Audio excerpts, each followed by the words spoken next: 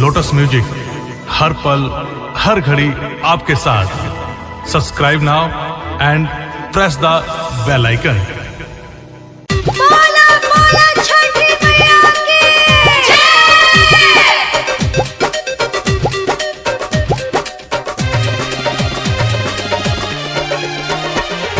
Presented by Lotus Music.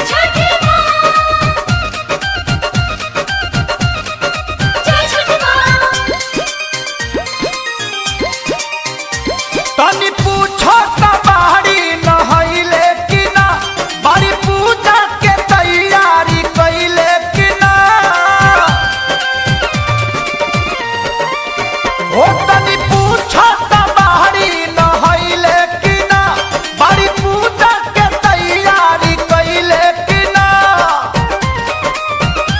नहवा के पियरिया पेन्हावा हो, कोसी पड़ोसी ना भरी है ननदो आमा से भरा हो। कोयलर के भेसा में छठी माई स्वागत में गीत गावा हो।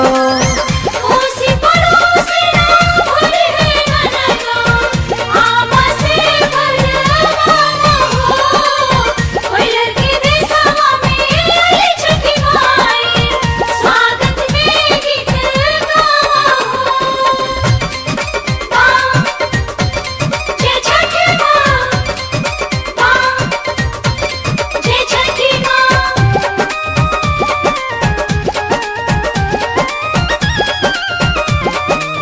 चले के बाटे घाटे देरी होटाटे, कमावा में हाथवा बाटावा हो। लागे भूखाइल बाटे लइका छरियाइल, गरम दूधवा पियावा हो।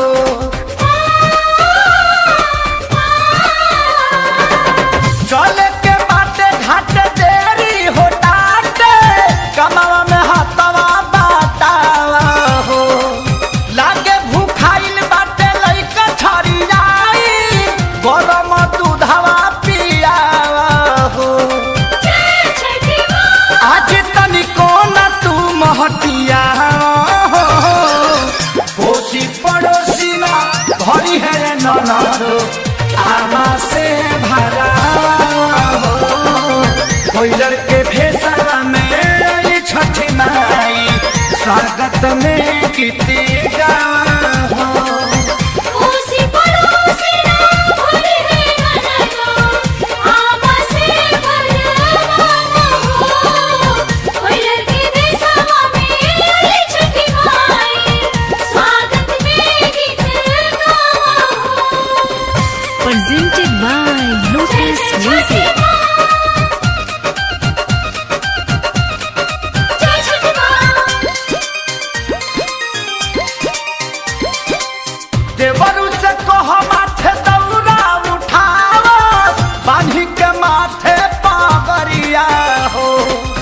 सही अखे सारी प्यारे लाल के बोलावा, भइल घाट जाए के बेरिया हो।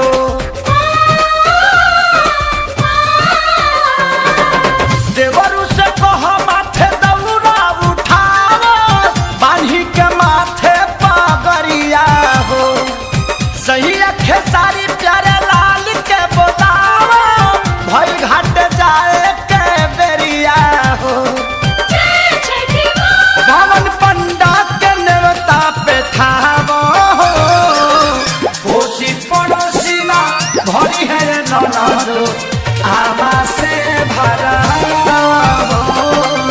कोयलर के भेसा में छठी माई स्वागत में गीत गावा हो।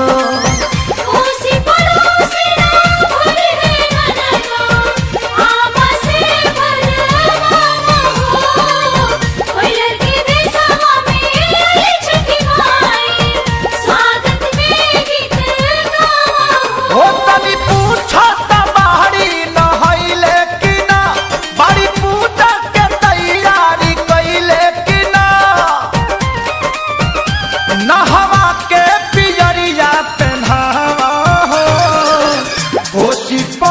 कोसिना भरी है ननदो आमा से भरा हो कोयलर के भेसा में छठी माई स्वागत में